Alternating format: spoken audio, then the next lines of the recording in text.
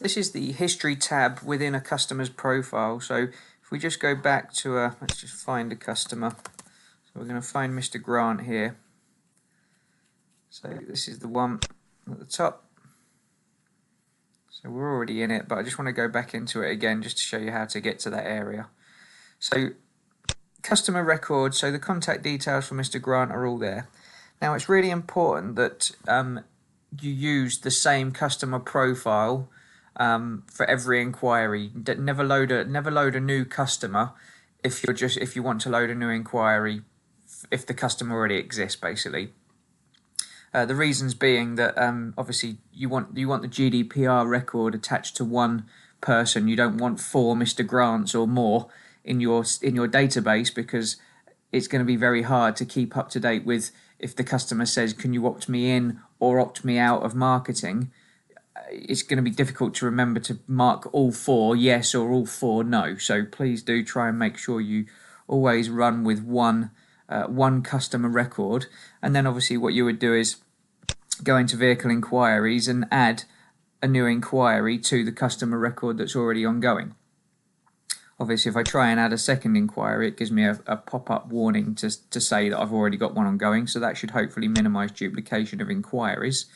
But the other reason for making sure you use one customer profile is when you go into the history, you want all the notes in one place. Again, if you have 4 Mr. Grants, every time I load an inquiry, then some of these notes will be on one Mr. Grant, the next lot of notes will be on another, and so on. So, as I said, please try and make sure you use one customer record within the business.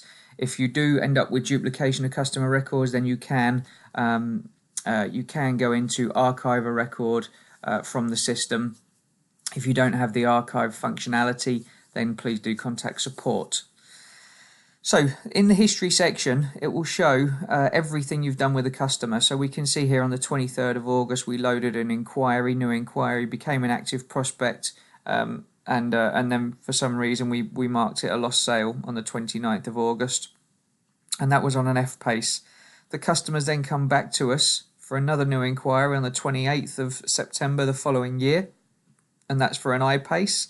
So you can see the notes attached to each inquiry. Also in here, it will track time and date stamp everything you do, but also if you decide to send an email from InquiryMax, which is anywhere you see an envelope, so just down here you can see an envelope, so if I click onto that and then use the templates, I can send an email from here. You can see I've actually already sent the customer an email, so if I click onto that, I can actually show you that email and display to my manager that I've made attempts. So, dear Mr. Grant, thank you for inquiring the I-Pace, etc. So that's really, really useful to just keep track of exactly what is being sent from the system.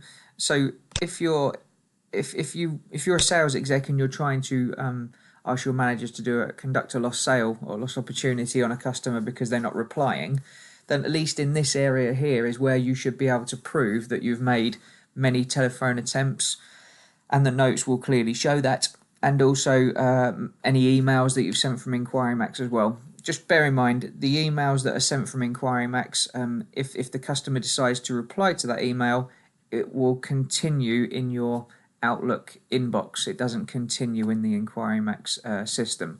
So the thread replies will come into your Outlook system.